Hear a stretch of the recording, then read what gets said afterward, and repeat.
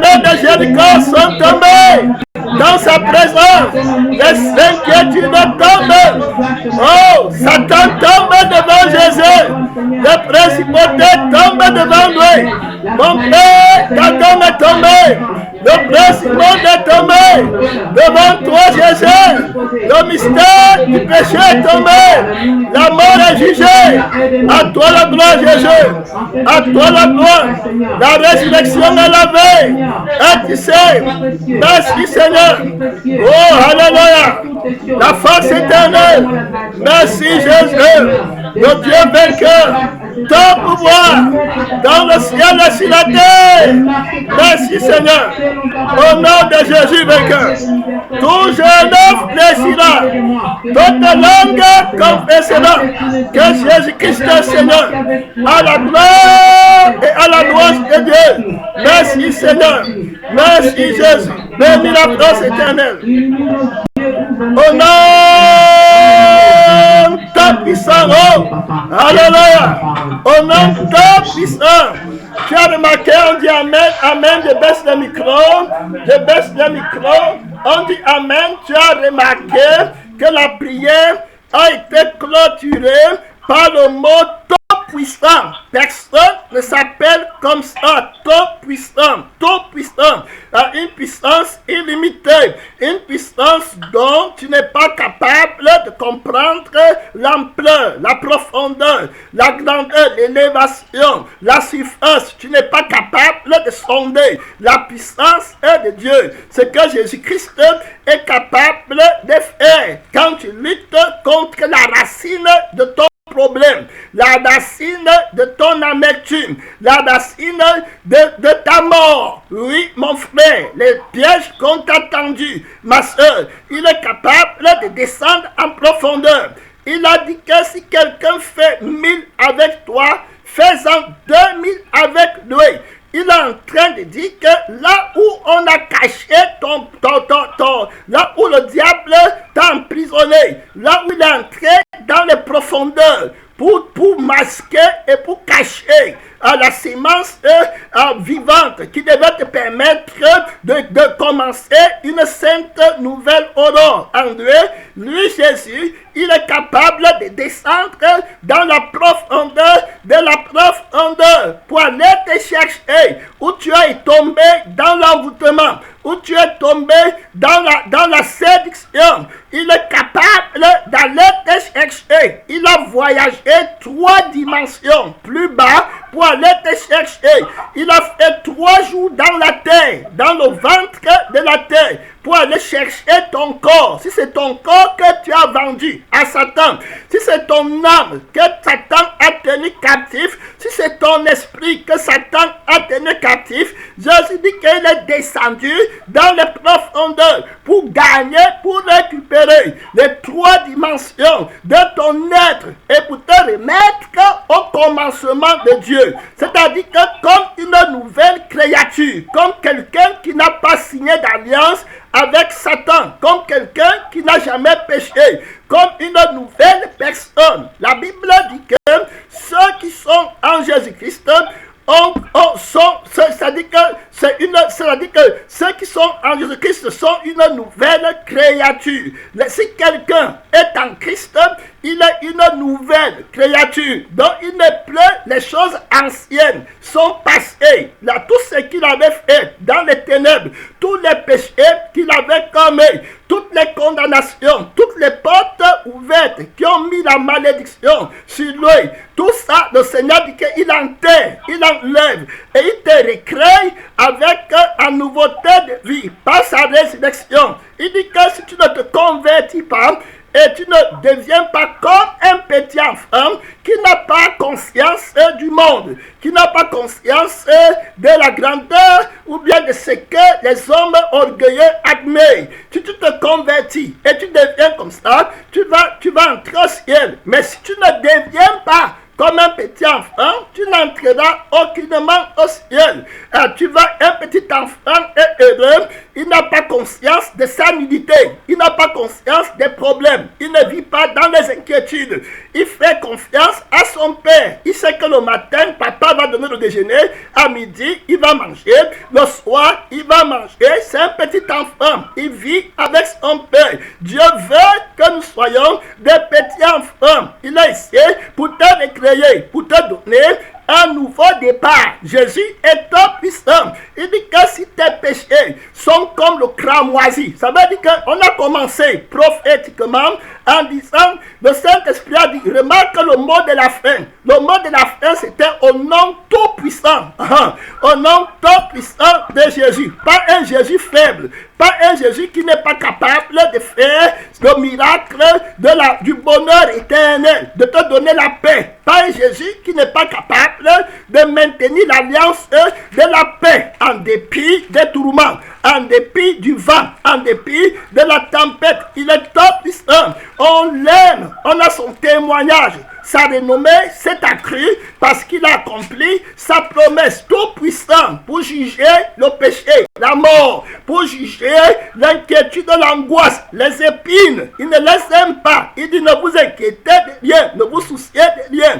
Il parle dans 1 Ésaïe, chapitre 1, le verset, tu ne dors pas, la parole te parle, c'est pas la parole que Dieu a fait toutes choses.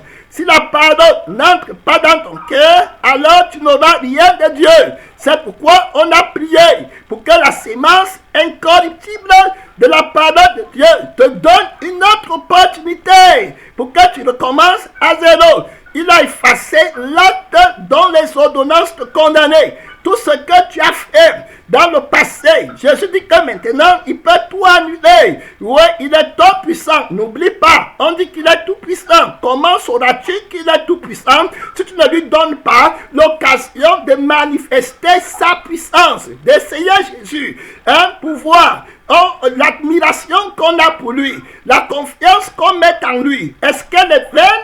Alors, si sa renommée s'accroît par sa fidélité, pourquoi toi tu ne le mets pas à l'épreuve? Pourquoi ton Jésus est autant faible? Pourquoi ton Jésus ne peut pas te donner la joie dans la tristesse? Il a une sémence et dans la sémence il y a un noyau. C'est là-bas qu'on part pour voir la tristesse selon Dieu et la tristesse de l'ennemi.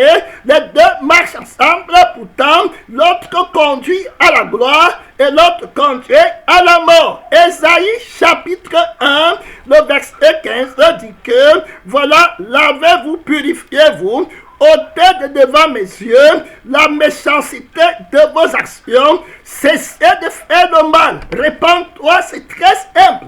L'Esprit nous aide. On vient de dire que Jésus est tout puissant. Alors, comment se manifeste sa toute puissance et sa toute justice? C'est très simple. On a vu hier avec vous que Jésus-Christ ne maudit pas sa création.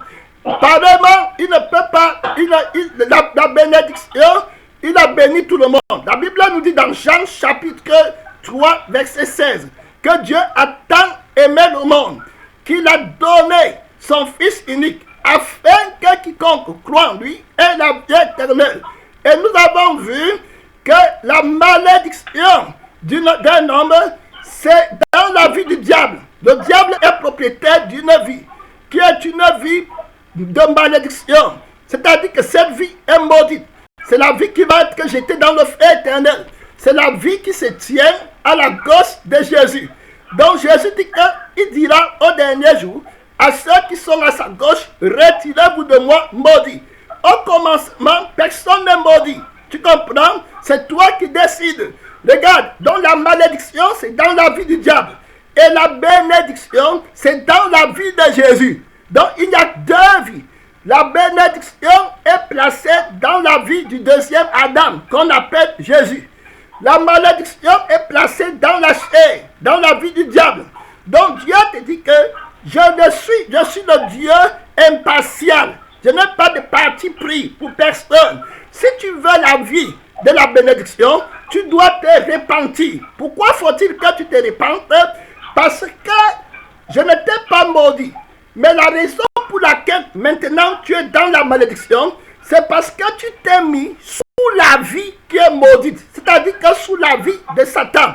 la vie des désirs, des passions, des cheveux, la vie qui est la source de tous les péchés, tu l'as hérité. C'est pourquoi la malédiction qui est dans cette vie-là s'applique sur toi. Donc tu es entré dans la maison de la malédiction.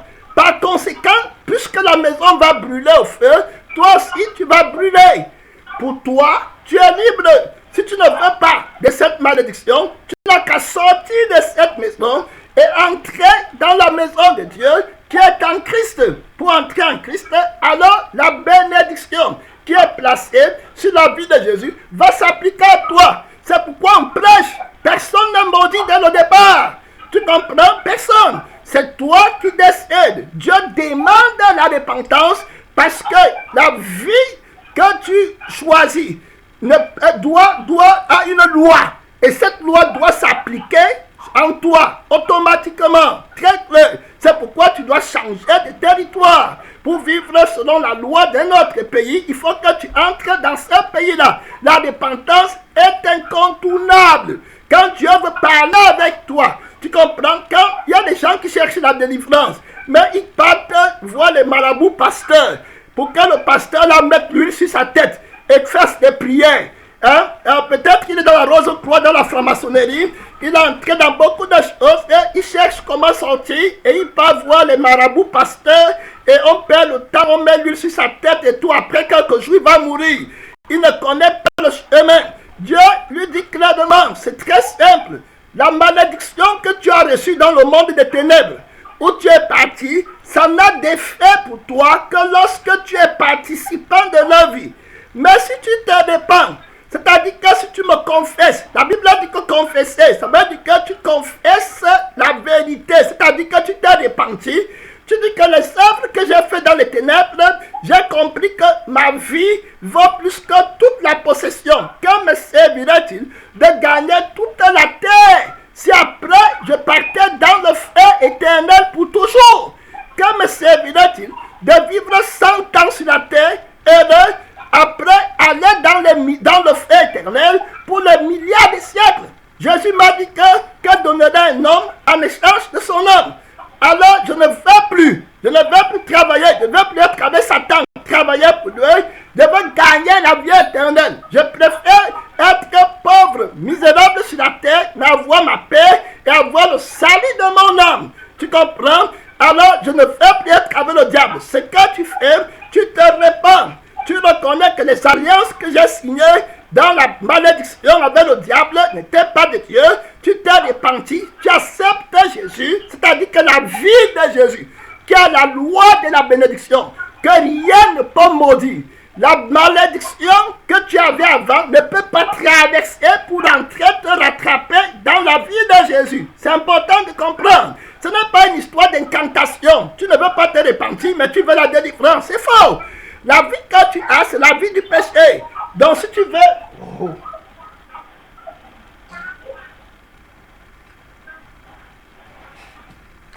Alors, si tu veux la délivrance, c'est la repentance. C'est très simple, catégorique. Et puis tu confesses la nature de Jésus. Quand Jésus dit que celui qui me confessera devant les hommes, je le confesserai devant mon Père, il parle de confesser sa nature. Il dit que je suis la vérité. Donc tu dis la vérité. Tu confesses, tu dénonces le mensonge. Parce que le diable est le père du mensonge. Il travaille dans l'obscurité. Alors tu dénonces le mensonge et ouvertement tu te tiens pour Jésus dans la vie de Jésus. C'est comme ça que la force et la bénédiction qui est en Jésus devient ta portion. Donc personne n'est maudit dans le départ, personne n'est béni dans le départ, c'est tout le monde qui choisit. Dieu dit donc, je mets devant toi la bénédiction et la malédiction. C'est un rappel pour qu'on entre dans le thème qu'on a commencé hier. Donc il dit ici dans Ésaïe chapitre 1, qu'ôtez de devant mes yeux la méchanceté de vos actions, cessez de faire le mal, apprenez à faire le bien, recherchez la justice, venez et plaidons, dit l'Éternel. Si vos péchés sont comme le cramoisi, on a commencé en disant qu'au nom tout puissant de Jésus, il dit que si tu as tué, si tu as vendu, si tu as fait n'importe quoi, il te dit que tu as fait les avortements, quels que soient tes péchés. Voilà, il te dit que si c'est noir, c'est-à-dire que si c'est répugnant, si le diable te dit que c'est impossible que Dieu te pardonne, Jésus te dit que pour te sauver, pour te libérer, je suis tout puissant. On ne m'appelle pas tout puissant par la lettre, non.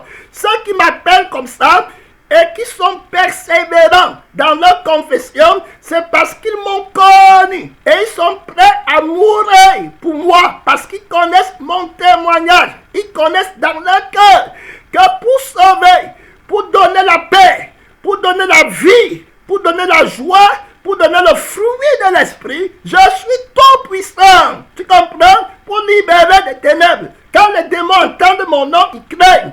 Ils me connaissent. Ceux qui connaissent mon ADN, ceux qui connaissent le noyau de ma sémence, qui est le commencement, dans mon commencement, ceux qui se sont repentis en venant à moi, ceux-là me connaissent. Ils savent que je suis tout puissant. Ils ont une nouvelle vie. Quand ils m'ont rencontré, toutes les chaînes sont tombées. On chante en disant, Jésus des morts fait tomber toutes les chaînes, toutes les douleurs, toutes les inquiétudes, toutes les tristesses. Ce n'est pas la blague. Ton plus grand problème, le Saint-Esprit nous a enseigné que ton vrai problème, c'est le feu éternel. Que servirait-il à un homme de gagner toute la terre s'il partait habiter des milliers de siècles dans le feu qui ne s'éteint pas? Le matin tu brûles, à midi tu brûles, le soir tu brûles, le lendemain tu brûles, après 10 000 ans tu brûles. À chaque fois que tu es là-bas dans le feu en train de brûler, tu dis à Jésus, Seigneur Jésus, aie pitié de moi. Une fois que tu appelles Jésus en enfer, il te dit que tu as péché. Tu as péché contre la prophétie qui dit que les méchants, les pécheurs, ceux qui ont aimé leur vie sur la terre et qui n'ont pas pensé à leur éternité, seront jetés dans les temps de feu et de soufre ardent, où ils seront tourmentés jour et nuit dans le soufre de feu. Tu as péché en méprisant cette prophétie. Donc, dans le feu, quand tu dis pardon, Jésus, cela veut dire qu'on vient de multiplier le temps de ta souffrance par 1 milliard de fois. Est-ce que tu comprends? Où tu t'en vas, où tu t'amuses, ton vrai problème a été caché. Le Saint-Esprit a dit que Jésus-Christ va descendre profondément pour aller te montrer là où ton problème est. L'inquiétude et la tristesse que tu as efface. La vraie tristesse, c'est parce que tu dois partir par en enfer. Jésus dit qu'il y a de la joie au ciel pour un pécheur qui se répand. Tu comprends? Donc si tu meurs, c'est le plus grand malheur. Pourquoi es-tu triste? Quel est ton problème? On a prêché ici maintes fois que le seul problème de l'humanité, c'est dans la problématique que Jésus-Christ a posée. Quand te servira-t-il de gagner toute la terre? La problématique là, c'est ça que tu dois travailler. Le diable a caché cette vérité loin. Et Dieu dit qu'il va aller creuser pour te révéler ton problème. Jésus-Christ est tout puissant. Rappelle-toi qu'au début de la prière, l'Esprit a clôturé que Jésus est tout puissant. Quand tu connais ton vrai problème, tous les autres problèmes deviennent faux et rien du tout. Ça tombe. Le chrétien, le salut, ton âme n'a pas de prix. Que donnerait un homme en échange de son âme? Si tu n'as plus la vie, tu n'as plus le matériel. Si tu n'as plus la vie, tu n'as plus le sexe. Si tu n'as plus la vie, tu n'as plus l'enfant. Si tu n'as plus la vie, tu n'as plus de maison. Si tu n'as plus la vie, tu n'as pas de voiture. Si tu n'as plus de vie, tu n'as rien. Alors, Dieu te donne la vie éternelle. Tu la jettes, tu peux prendre la vie de 50 ans. Il y en a même qui vendent leur vie pour gagner la terre. Il y en a qui vendent leurs parents pour gagner la terre. Ton problème, c'est le feu éternel. Voilà d'abord la sémence là que le diable a cachée. Ta vraie vie est cachée dans le fond de la terre. La sémence, le commencement, le salut, la création de l'homme nouveau. Où es-tu? Dieu te demande. Où est ton âme pour l'éternité? Est-ce que tu peux supporter de perdre ton âme? Tu peux tenir les bombardements de feu? Tu peux tenir, mon frère, dans la fournaise d'un homme, tu ne peux pas tenir. Tu ne peux pas tenir dans la fournaise du diable. Comment vas-tu tenir dans la fournaise du Dieu Tout-Puissant qui a créé le feu qui va brûler le feu du dragon? Le feu de Dieu brûle le feu que le dragon cache dans sa bouche, de sa bouche. Le feu de Dieu brûle le feu de la terre. Le feu qui brûle le feu. Toi, tu vas faire comment? Voilà ton problème. Quand Jésus a créé une nouvelle, l'autre problème est fort. Est-ce que tu comprends, mon frère? Ma soeur, le chrétien n'a aucun problème. Il y a les louanges qu'on a chantées. Prends le monde entier, mais laisse-moi mon âme. Prends toute la terre, laisse-moi mon âme. Il est tout puissant pour régler ton problème. Tu comprends? Je vous avais donné mon témoignage. Comment je suis venu à l'église? Je voulais aller faire le bac. Je suis parti voir les marabouts, les prêtres, ils bénissaient l'eau et tout ça. Je croyais que j'allais même me suicider parce que je ne pouvais pas aller à l'école. Jusqu'à ce que j'arrive à l'église et le Saint-Esprit rétablit ma problématique. Comme mon ami, le diable t'a trompé sur ton problème. Hey! Alléluia! Je t'ai dit que pour te révéler la vérité, Jésus est tout puissant. Tu comprends? Tout puissant. Le Saint-Esprit utilisait le pasteur pour me dire que tu es un pécheur qui peut entrer dans les minutes qui suivent dans le monde des regrets amers, éternellement perdu, damné pour toujours. Le pays de la malédiction, à quelques heures, à quelques semaines, à quelques années, ton séjour sur la terre sera comme un rêve lointain que tu ne pourras plus saisir. Répands-toi maintenant pour entrer dans la bénédiction de Dieu, dans la victoire, dans l'accomplissement.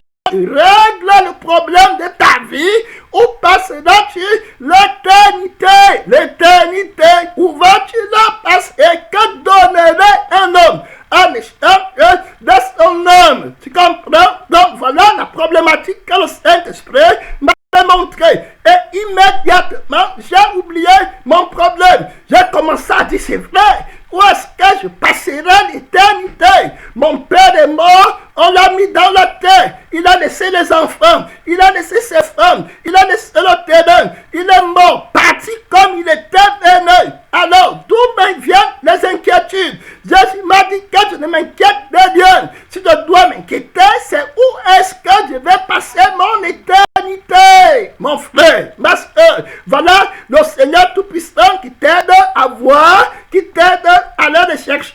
Il dit que, donc, si tu cherches ton éternité, le diable va te dire qu'il y a des péchés. Alors, Jésus te dit que si les péchés-là sont comme le cramoisi, moi, Jésus, je l'ai rentré blanc comme la neige. J'ai un nouveau cœur. Je vais effacer ton passé. Pas demain, maintenant. Très clair. Et les démons là, ils ne peuvent plus t'arrêter. Même s'il y avait les contrats avec eux, ils ne peuvent plus rien faire. Quand Jésus est entré, il a annulé la lettre de contrat que tu as signé avec les princes du monde, avec le sang détaché. Quand on signe le contrat avec Satan, Satan dit que tu dois signer ça avec ton propre sang. C'est-à-dire que c'est ta vie sur la terre qui a su le contrat là. Aussi longtemps que tu voudras gagner ta vie, tu perdras celle de Christ. Est-ce que tu comprends? Le contrat de Satan est en vigueur dans la vie des personnes qui aiment eux-mêmes. C'est pourquoi Jésus dit que renonce à toi-même. Si tu veux entrer dans mon contrat, dans mon alliance, ce n'est pas avec ton sang. Dans mon alliance, c'est avec mon sang qu'on vit. Tu comprends? Donc voici le sang de l'alliance que le Père a signé, a ordonné pour toi. C'est signé avec mon sang. Donc c'est pas moi que tu vas vivre. Le sang de la nouvelle alliance. Celui qui boit de ce sang ne mourra jamais. C'est la parole qui dit. Tu comprends? Donc il est le médiateur de la nouvelle alliance. Pourquoi tu es encore dans l'ancienne alliance? Non, le diable ne peut rien. Quand il va t'appeler, on va dire, est-ce qu'on va appelez-le ici? Il avait signé une alliance au diable. Les démons vont dire qu'on ne le voit plus. Il a disparu. Comment? Il est entré dans le sang de Jésus. On ne peut plus rien le faire. Il est parti. Le vieil homme a été crucifié. Alors il est entré dans le sang de Christ. Pour que tu l'arrêtes, il faut que tu entres en Jésus. Que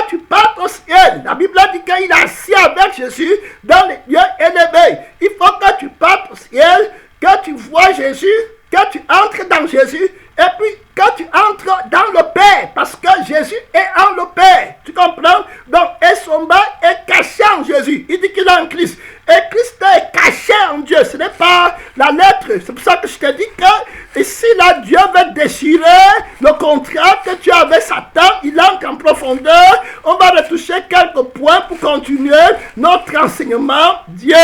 Donc, je freine un peu, je vais parler un peu lentement, mais dans Colossiens, chapitre 3, très clair, la Bible dit que si donc vous êtes ressuscité avec Christ, c'est pas la lettre, c'est l'homme nouveau qui est ressuscité. Il n'est plus à part toutes les condamnations du passé. Jésus a rendu blanc comme la neige. Tu ne peux rien. Aucun sorcier, aucune secte, aucun réseau christien, franc-maçon, Marie-Carie, tous les mouvements là-bas dehors, ils ne peuvent rien. Ils ne me voient plus. Je suis en Christ. C'est Christ qui est en moi. Les sorciers ne peuvent rien. Les Indiens ne peuvent rien. Va chercher les gens qui ont les sorciers. Toutes les personnes là, les sectes, la bête qui se lève de l'eau dans la mer, les gens qui partent dans la mer pour coucher avec les sirènes, ils ne peuvent rien. Les sirènes de la mer ne peuvent rien. Les sirènes avec qui tu as couché, qui ont mis les démons, les cellules dans ton ventre, ne peuvent plus rien. Ils connaissent Jésus-Christ, le Tout-Puissant, pour te sauver.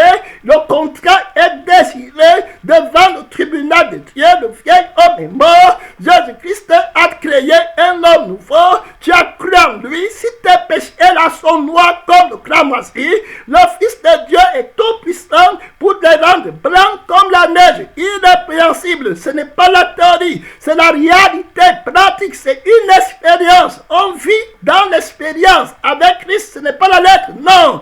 La réalité, délivrance concrète, pratique, affranchie. Jean 8, verset 36. On va revenir. Ne dors pas. On est dans la lutte contre la mort. On est dans la lutte contre l'esprit de destruction. Oui, mon frère, Jean 8, verset 36. La Bible dit que si donc le Fils vous affranchit, vous serez réellement libre. Donc il y a une fausse liberté et il y a une liberté réelle. Si Jésus t'a franchi, tu seras réellement libre. Tu n'as plus les mauvais rêves. C'est pas qu'on m'a franchi et puis la nuit, la sirène vient encore me voir. Non, elle ne vient plus me voir. Elle ne voit plus la porte de ma maison. Elle ne peut plus communier avec moi. Jésus a pris contrôle de mon esprit, de mes rêves, de mon subconscient. Jésus a pris contrôle de mon corps. Jésus a pris contrôle de mon sang. Donc je ne suis plus là-bas. Je suis une nouvelle créature.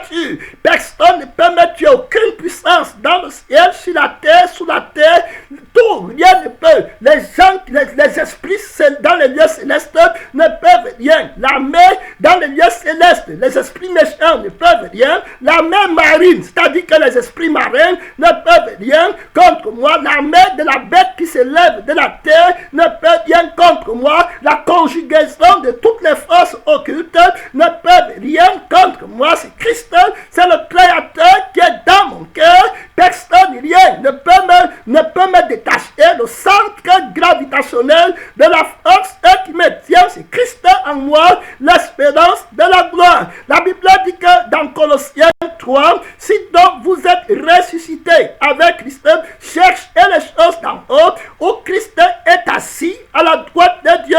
Affectionnez-vous aux choses d'en haut et non à celles qui sont sur la terre. On va revenir là-bas. Beaucoup de gens ont des tristesses mensongères et puis erronées, et la force du diable, c'est dans l'ignorance. Les choses de la terre n'ont pas d'importance quand tu découvres le trésor éternel de ta vie. Très clair, la vie vaut plus que toutes choses. Donc si tu as la vie, tu es propriétaire de toutes choses. Plus tu vis longtemps, plus tu peux jouir de ce que tu possèdes. Mais tu vas voir les gens qui partent vendre leur vie pour avoir le matériel. On a parlé dernièrement d'un témoignage où le frère disait que les choses sont faites pour être utilisées, pas pour être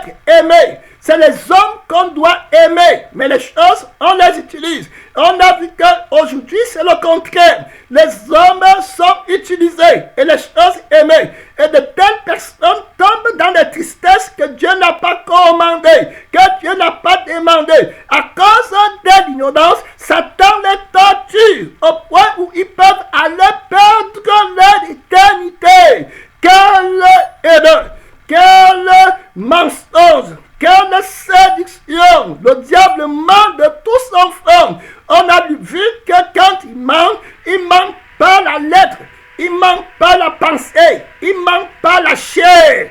Il te montre que ta vie est finie, que sans l'argent, tu es mort. Tu es terminé. Si la fille là te quitte, c'est terminé. Si le truc là ne marche pas, c'est fini. Ça, c'est le mensonge du diable. La vie d'un homme ne dépend pas de ce qu'il possède. Fut-il dans l'abondance. Ça, c'est Jésus qui enseigne. L'homme ne vit pas seulement de peine, mais de toute parole qui sort de la bouche de Dieu. L'homme nouveau s'affectionne aux choses d'en haut, dont il ne connaît pas la tristesse corruptible. Vendez ce que vous possédez. Donnez-le aux pauvres. Faites-vous des trésors au ciel. Là où est ton cœur, là il sera ton trésor. Vous ne pouvez pas servir maman et servir Dieu. Beaucoup de personnes n'acceptent pas la vraie délivrance parce que pour sortir des pièges du diable, il faut que tu perdes ta vie. Il va prendre son argent. Il va prendre tout ce qu'il t'avait donné.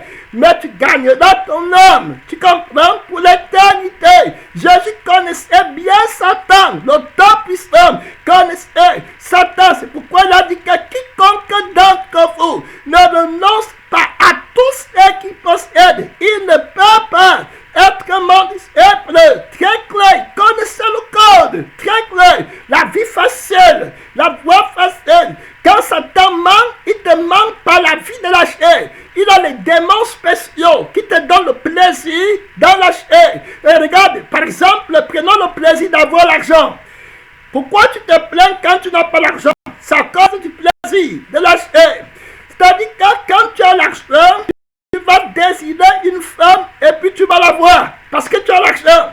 Donc, l'argent contribue à la satisfaction de tes désirs. Donc, c'est pourquoi l'argent est important pour toi. Plus tu as l'argent, plus tes désirs sont satisfaits. Si tu veux voyager, tu as l'argent, ça va marcher. Si tu ne peux pas, donc, tu n'as pas l'argent, tu ne pourras pas. Tu comprends? Donc, l'argent est important pour toi parce que les désirs vivent. Maintenant, on parle du Seigneur qui entre en profondeur pour créer la source de ton problème et te libérer et t'affranchir. Il ne t'affranchit pas par la lettre. Il est sage pour justifier. Maintenant, la raison pour laquelle tu vas être dans la tristesse, c'est parce que tu es esclave des désirs. Si vous regardez, quand il va parler dans Jean chapitre 8, il va parler beaucoup de choses. D'abord, sur Jean chapitre 8, il va leur dire qu'au verset 34, en vérité, voilà, donnez-moi, oh, mon truc est parti. Donnez-moi une seconde, j'ai perdu. David, comme. Je crois qu'elle a perdu la connexion sur Skype, c'est pas grave. Ok, il va devenir ils vont suivre le message s'ils ne sont plus en ligne, parce que je crois qu'ils ne sont plus là. Mais je vais continuer mon message. Alors, dans Jean chapitre 8, la Bible dit que, voilà, en vérité, Jésus leur dit que, voilà, en vérité, je vous le dis, leur répliqua Jésus, quiconque se livre au péché est esclave du péché. Tu comprends? Donc, ils sont esclaves. Le péché, c'est un désir qui travaille dans la chair. Et puisqu'ils sont accros au désir, il leur faut donc l'argent pour satisfaire le désir. Donc, l'argent et ta vie ont un lien. Quand Jésus doit te libérer de la force de l'argent, il doit tuer tes désirs. Tu comprends? Je parle ici du Seigneur qui va te guérir. Tu comprends? Il te diagnostique. Il te fait un diagnostic pour vouloir te délivrer de ton problème, de ta fausse plainte et puis tristesse qui n'a pas de sens et de trucs alors que tu devais être dans la joie parce que tu as encore la possibilité de te repentir. Ne dors pas, réveille-toi. Donc, dans Galates chapitre 5, la Bible dit que ceux qui sont à Jésus, verset 24, ont crucifié la chair avec ses passions et ses désirs. Donc, toi, tu as le désir. Je veux la grande maison, je veux la grosse voiture, je veux le gros compte en banque, je veux... Alors, ça, c'est une autre vie qui est maudite. Dieu te dit clairement qu'aussi longtemps que tu es dans la vie ici, toutes les malédictions qui ont été prononcées sur Satan seront ta portion pour l'éternité. Si tu veux donc me suivre, renonce à ta vie de désir, des passions et tout, et viens dans la vie qui a le désir de Dieu. Tu comprends? Et tu vivras. Parce que mon désir, c'est que tu aies la vie éternelle. Et que tu ne partes pas dans le feu éternel. Donc ici, ceux qui sont à Jésus, eux, ils vont être libérés de la force de l'argent. Comment? En crucifiant leur désir. Toi, tu veux le iPhone 11 qui a commencé, tu as le désir. Donc, ils te font l'argent pour acheter le iPhone 11. Et la raison pour laquelle tu veux le iPhone 11, c'est parce qu'il y a la loi du plaisir de la chair et de la satisfaction de l'orgueil. D'avoir le iPhone 11, il y a la loi de l'admiration. On t'admire quand tu as le iPhone 11. Il y a la loi du plaisir, que les démons qui mentent dans la chair. Ça veut dire qu'ils savent que tu connais que acheter un iPhone 11, alors que ton enfant n'a pas l'argent de scolarité, ou bien l'enfant de ta cousine n'a pas l'argent de scolarité pour aller à l'école, tu comprends que le iPhone 11 n'est pas plus important que la scolarité de l'enfant. Le iPhone 11, c'est pour utiliser. Et tu sais qu'avec un iPhone 5, tu peux faire les mêmes fonctions d'après tes besoins. Alors les démons savent ça. Donc s'ils s'arrêtent seulement dans la lettre de la séduction, ils ne peuvent pas t'avoir pour le mensonge.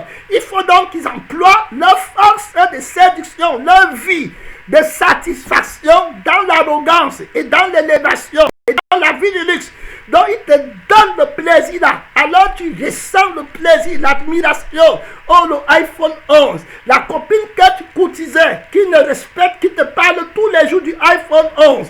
Alors tu es obligé, ils vont te montrer tous les plaisirs là. Alors tu vas être séduit. Tu peux prendre le iPhone 11. Alors que la femme de ta cousine n'a même pas l'argent du taxi pour aller à l'église. Tu as acheté le iPhone 11.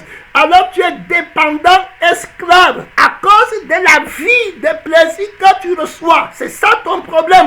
Quand on parle de l'argent, les gens voient seulement l'argent à l'extérieur. C'est la vie que l'argent donne, que Jésus combat. Tu comprends? C'est pourquoi je te dis que renonce à ta vie. Sinon tu vas servir maman. Très clair. Et tu vas croire que maman est la source de ton bonheur. Et tu vas voir les gens pleurer. Ils pleurent parce que la vie qu'ils ont, c'est la vie que maman leur donne. Donc ils vivent par maman. Ils sont trompés. Une fausse vie. Jésus donne la vie gratuitement. En dehors de ses désirs. Tu comprends? C'est très important de comprendre. La preuve est la suivante. Si obtenir un iPhone 11 ou bien avoir l'argent pour acheter un iPhone 11, ça devait causer dans ton âme des brûlures. Ça veut dire qu'on te dit voici 1 million. Après ton cœur brûle. Oh, tu vas dire que je ne veux plus 1 million. Ce n'est pas bon. Tu vois là? Donc il emploie la vie de la chair pour te mentir. C'est ça qu'on appelle le mystère de la séduction. Comprenez? Séduit par une vie étrangère. Est-ce que vous comprenez? C'est pourquoi Christ a crucifié la vie là. C'est pourquoi je te dis que déteste ta vie. Parce que le mensonge du diable, la fausse tristesse, survit par la mauvaise vie. La tristesse que tu n'as pas l'argent, ou bien que c'est la fausse tristesse. Sois plutôt triste parce que tu parles au frère éternel. Tu comprends, mon frère? Le Seigneur Jésus-Christ, quand il va sauver, il est fort pour justifier. Donc voilà comment le diable travaille. Alors, quand Jésus veut te libérer de l'argent, qu'est-ce qu'il fait? Il dit, mon fils, je vais crucifier le désir, du plaisir d'avoir le iPhone. Je vais te donner une vie qui déteste le plaisir d'avoir le iPhone. Tu comprends? Tu vas renoncer, crucifier. Alors, toi, tu n'as pas du désir d'avoir le iPhone. Ton petit $100 que tu avais te suffit pour un galette, un vrai téléphone pour faire ton travail. Tu as ta paix. L'autre, lui, n'aura pas la paix. Quand on va lui prier, il ne peut pas venir parce qu'il est esclave du désir d'avoir le iPhone 11. Le iPhone 11, c'est un exemple. Ça peut être que la Mercedes, ça peut être ta vie sur la terre, ça peut être les désirs. Tu comprends? Alors, voilà où les gens meurent. Comment on est en train de parler de l'esprit qui est tout puissant pour te guérir et pour te donner le bonheur éternel. C'est pourquoi il y a ici deux types de personnes. Vous allez voir, celui qui est sauvé a plus de problèmes sur la terre que celui qui n'est pas sauvé. Celui qui n'est pas sauvé semble avoir plus de solutions. Mais celui qui est sauvé, lui, il est content. Tu comprends, est fort. Il ne s'y plaint pas. Parce que dans lui, la sémence qui est en lui a un noyau qui a la loi de la vie qui ne dépend pas de l'argent et qui ne dépend pas de la chair. Donc, ce problème dans lequel il se trouve, dans le noyau de la sémence là, c'est l'Esprit de Dieu qui met la joie dans son cœur. C'est-à-dire qu'il souffre pour avoir la vie éternelle. Tu comprends? Donc il est content. Ses souffrances sont sanctifiées. Tu vois? Et ça a un but. Tu vois? C'est-à-dire qu'il travaille sur la terre pour avoir le salut, le salaire de la vie éternelle. L'espérance de la vie éternelle produit la joie dans sa souffrance. Donc, lui n'est pas triste selon le monde. Il est triste selon Dieu. Vous comprenez? Alors que l'autre a dans le noyau. C'est-à-dire que dans la sémence de son problème, de sa tristesse, le noyau là, ce n'est pas le fruit de l'esprit de l'amour pour son âme. Le noyau qui est dans la sémence de sa souffrance, c'est-à-dire que la souffrance qu'il fait là, c'est parce qu'il veut gagner sa vie sur la terre. Donc, il ne peut moissonner que la mort. Autrement dit, il va toujours murmurer. Tu vois, dans la même souffrance, dans la même tristesse, ils sont deux. L'autre est content parce que lui, c'est la joie du Seigneur que lui là, alors que l'autre ne peut être content parce que sa joie vient de la chair.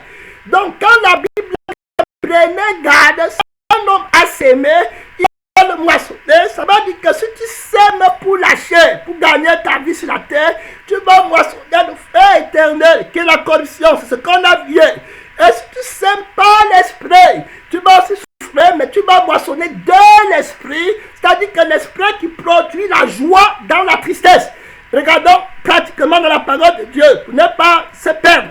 Je vais passer un peu doucement dans les 10 minutes qui me restent pour faire cette démonstration. J'ai parlé des désirs. Et on va voir qu'il y a deux types de désirs, rapidement. Et puis les désirs là ont des sémences. Et puis ça dit que pour que le désir prenne naissance, il faut qu'il soit sémé d'abord en toi. Et puis quand il est sémé en toi, il faut qu'il pousse. Et puis quand il pousse maintenant, le désir prend naissance. Et puis le désir produit l'action. Donc, mais avant que le désir ne produise l'action, il y a une sémence. Mais le mensonge, on a vu hier que ça se trouve au niveau du noyau qui est dans la sémence. Ça veut dire que le désir est bon en fonction du noyau de la sémence. Le diable prend les mêmes sémences, tu comprends, pour travailler. Il va appliquer les mêmes formules. Il dit que si tu veux faire comme ça, tu pourras. Mais son vouloir comme ça et puis pouvoir, c'est dans la mort éternelle. C'est-à-dire que ça ne résout pas le problème de ta vie. C'est pourquoi il faut connaître ce que tu cherches avant de commencer. On avait vu que quand tu pars d'université, tu dis que tu veux être docteur. Alors tu pars, tu demandes. On te dit que pour faire le doctorat, il te faut 10 ans. Et voici le cheminement. Donc tu commences à avoir le baccalauréat, la licence, la maîtrise, et puis tu vas faire 50 doctorats. Alors, dès que tu connais la fin, maintenant tu sais comment commencer et racheter tout le temps pour avoir ton diplôme. Tu sais où tu pars, tu sais ce que tu veux. Celui qui ne sait pas enquérir de sa fin, il ne peut pas commencer, il ne sait pas où il part. Donc il est perdu. Tous les 10 ans là, lui va perdre monter des sommes. Après on va lui dire que tu as perdu ton temps. Tu ne peux pas avoir le doctorat parce que tout le temps qu'on t'avait donné sur la terre, tu ne savais pas qu'il te fallait le doctorat pour entrer au ciel. Si tu savais qu'il te fallait le doctorat, si tu t'étais enquéri, si tu avais dit que qu'est-ce qu'il me faut pour arriver au ciel, Jésus t'aurait dit ça dès le départ. Et pendant tous les jours de ta vie sur la terre, tu aurais travaillé à ton salut pour avoir la couronne de la vie éternelle.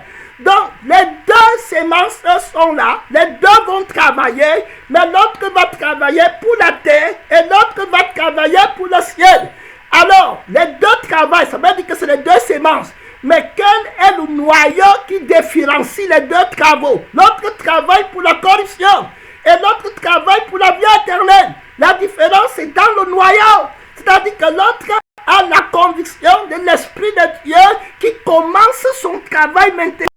Pour qu'il arrive au ciel, l'esprit de vérité, de révélation, de la connaissance de l'éternel, de la valeur de mon âme. Comme servirait-il de gagner toute la terre alors que je vais mourir demain? Comme servirait-il de le matin, à midi, le soir, j'ai l'action, je monte et puis un jour, je suis mort et je meurs. Peut-être dans l'avion, peut-être en incendie, peut-être en voyageant. Alors, qu'est-ce que ça me servirait? Donc, je vais aller au ciel. Donc, celui-ci commence sa journée sur la terre.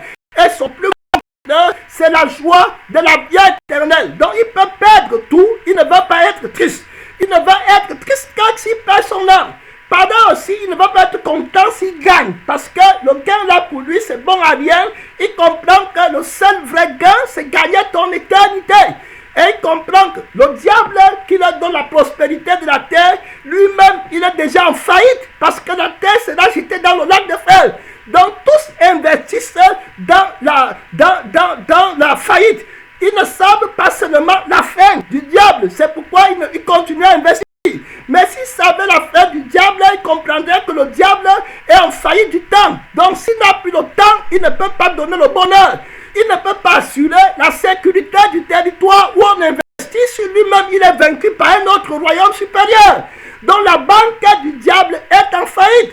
Le vrai chrétien lui connaît, mais l'autre ne connaît pas. Tu vois très clair. Donc ils travaillent ensemble. Mais la sémence, le noyau de la sémence, c'est ça qui fait la différence.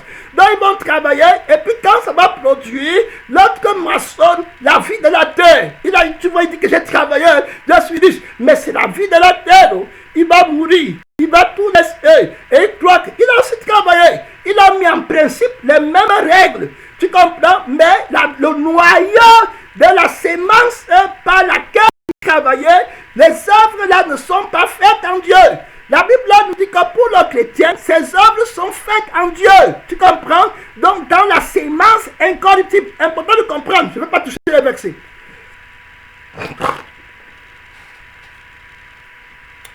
Je ne touche pas les versets, il y a trop de points, on ne peut pas, je veux seulement essayer de brosser un peu pour que les écailles tombent de nos yeux et qu'on n'en vit pas les mondains.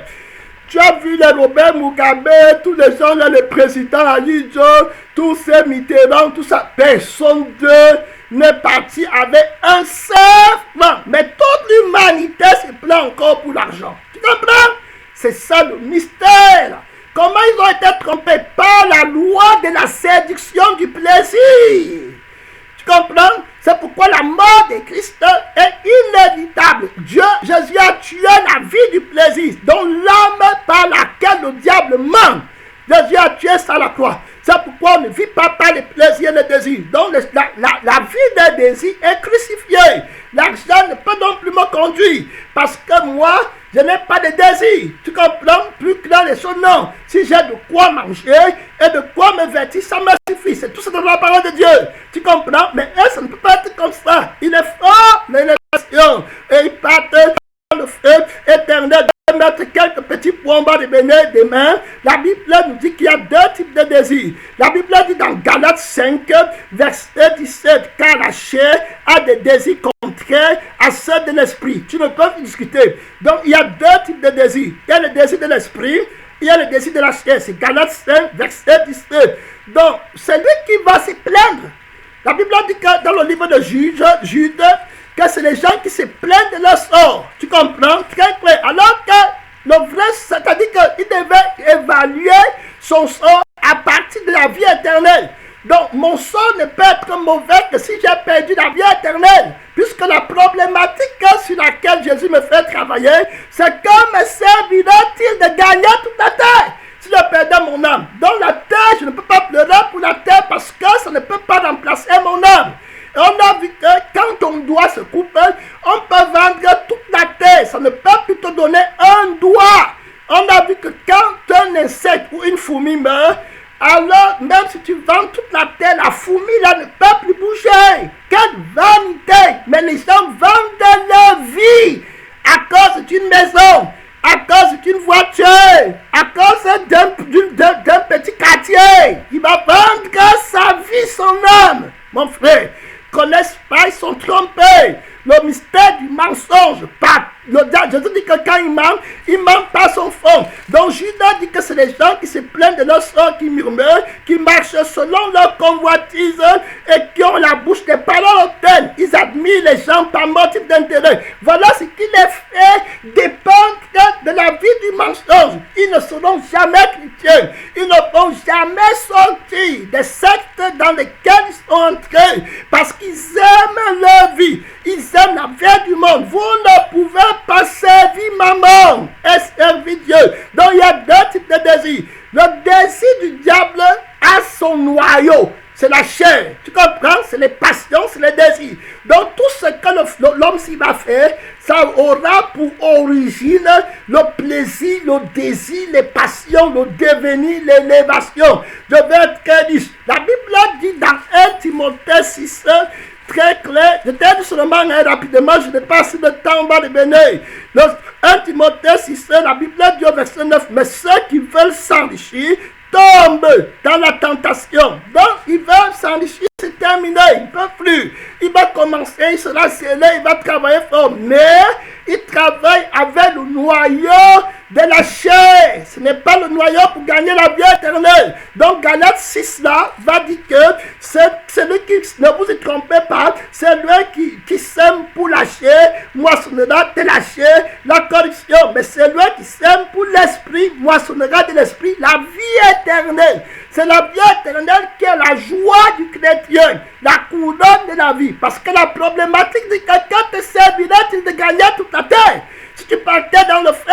Donc c'est ceux qui ont la vie éternelle, qui ont la joie éternelle. Donc si tu n'as pas pris ma vie éternelle, tu n'as rien pris. Tu ne peux pas attaquer mon bonheur. Tu ne peux pas attaquer ma paix. Tu ne peux pas attaquer mon amour. Tu ne peux pas attaquer la maîtrise que j'ai du Saint-Esprit. Parce que dans la sémence que je pose en terre pour travailler pour mon salut, le noyau qui est dans la sémence là, c'est le Saint-Esprit. Regardez, la Bible dit que, mais le fruit de l'Esprit, c'est l'amour, la joie, la paix, la patience, la bonté. Voilà le chrétien. Il ne peut pas être emporté, souci, inquiétude.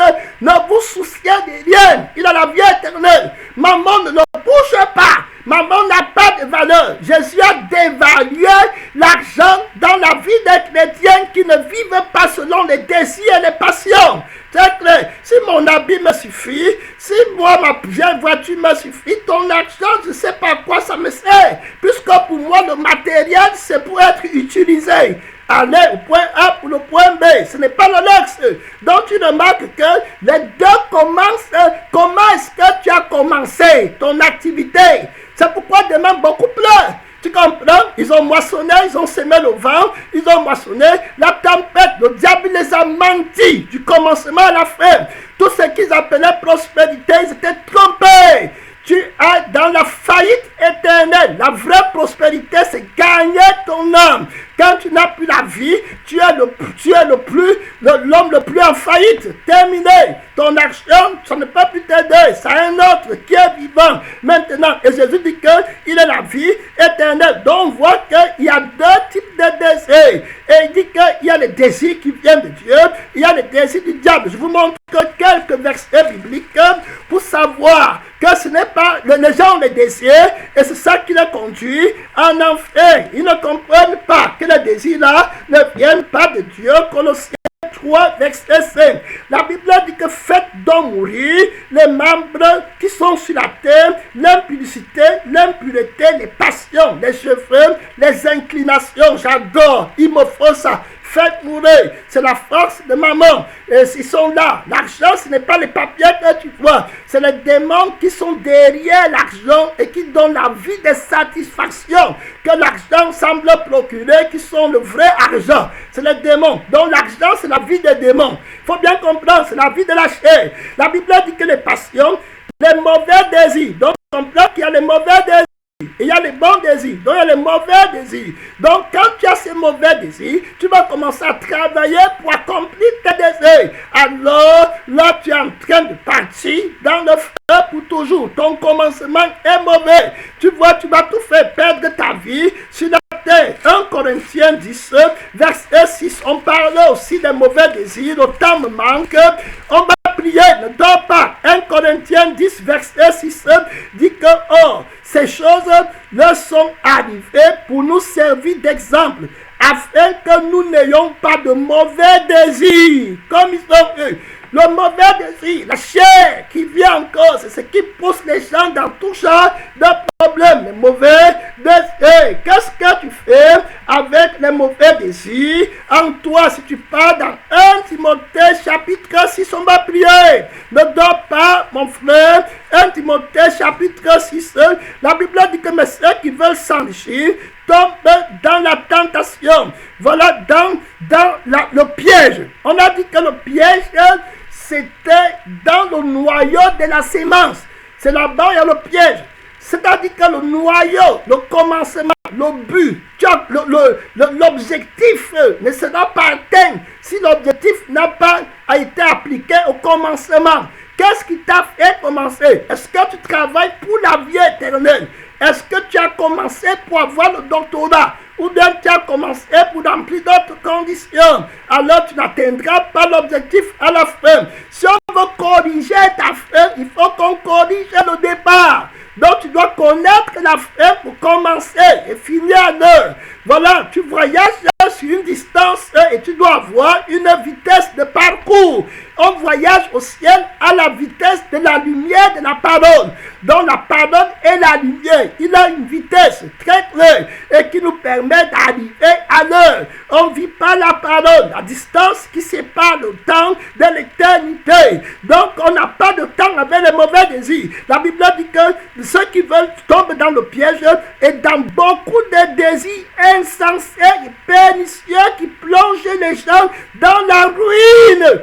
Ça veut dire que dans la faillite éternelle, tu vois très clair, on va prier, tu comprends que le désir là, mon frère, tu dois commencer à vivre pour la vie éternelle. Donc tu dois comprendre, je vais revenir demain pour illustrer les deux types de tristesse. Il y a une tristesse selon Dieu dont la Bible parle.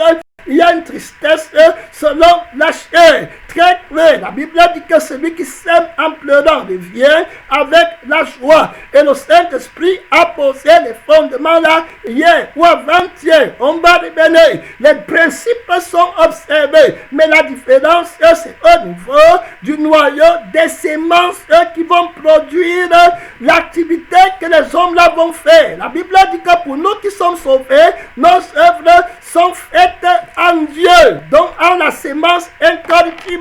Tu vas ouvrir ton micro pour prier, pour que Dieu t'aide et te délivre.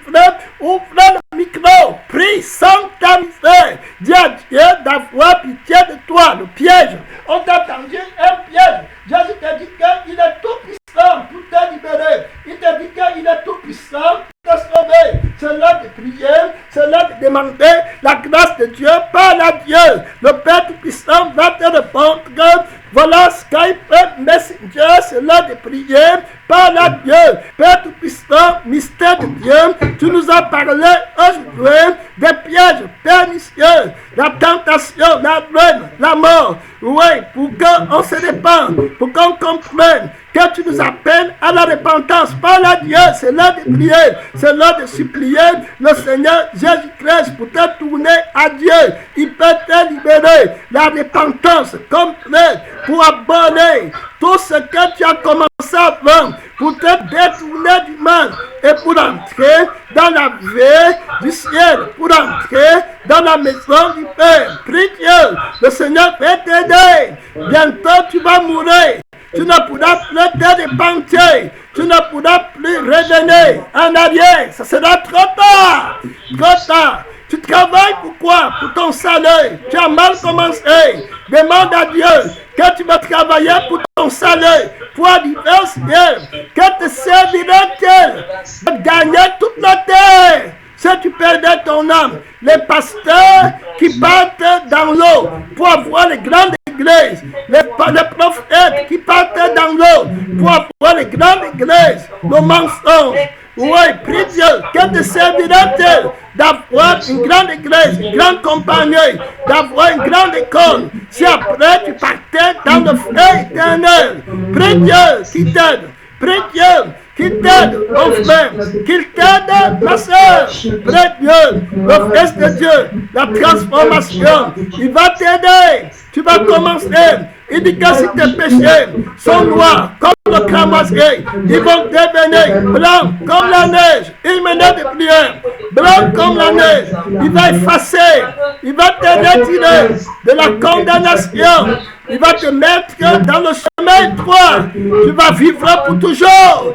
Voilà pourquoi il y a l'église. Voilà pourquoi on prie. Voilà pourquoi on jeûne. Ce n'est pas la théâtralité. Ce n'est pas le jeu. Ce n'est pas l'ambition. Non, ce n'est pas l'activité. C'est la réalité. La dernière heure. La dernière décision. Où passera-t-il l'éternité? J'accepte Jésus. Je renonce à moi-même. Je renonce à ma prospérité. Je renonce à mon confort. Je renonce à tout ce que je possède. J'accepte ma croix pour aller avec Jésus. Le vrai Jésus. Pas le faux Jésus. Pas le marabout pasteur. Le vrai Jésus. Pour arriver au ciel. Pour toujours. À toi la gloire. Merci Seigneur. Merci mon Père. Merci Seigneur. La résurrection est la veille. La prière éternelle. Que Jésus t'aide. Que tu arrives au ciel. Merci Seigneur. Merci Jésus. Que la gloire et la gloire et l'adoration te reviennent qu'à toi seul. Au nom tout puissant. On a commencé, amen, on a commencé avec tout puissant. Amen. Amen. Amen. Oh, amen. J'ai fait l'erreur, je n'ai pas connecté mes amis. Amen, amen. Wow. J'ai fait une erreur, je n'ai pas connecté mes amis de Messenger. Wow. Amen, il faut qu'on prenne la bénédiction là. On va prendre la bénédiction, on va pas rater ça. Amen, Messenger. Amen. On a perdu, je vous ai laissé tomber parce que la connexion, j'ai enlevé le haut-parleur, donc ça n'a pas pris. Alors ça me fait mal. Hier, la prière était très forte. Hein? Aujourd'hui, c'est seulement Skype qui a soutenu. Mais hier, c'était très fort. Aujourd'hui, j'ai oublié que je vous avais débranché. Donc vos prières ne sont pas parvenues. Ça m'affecte beaucoup. Hein? Au moment où la prière arrive, je vais laisser. J'avais envie qu'on reprie encore. Pour regagner, mais c'est bon, je vais laisser aujourd'hui. J'ai oublié seulement parce que j'ai déconnecté les gens de Messenger. Il y avait un bruit qui venait au moment de la prédication. Donc, au moment de la prière, j'ai oublié de vous connecter. J'ai cru que c'était le réseau qui dérangeait. Ce n'est qu'à la fin ci que je me suis aperçu que vous êtes déconnecté. Et la prière sortait pourtant très bien. Bon, ce n'est pas grave, on va se reprendre une autre fois. Amen. Amen. Amen. Amen.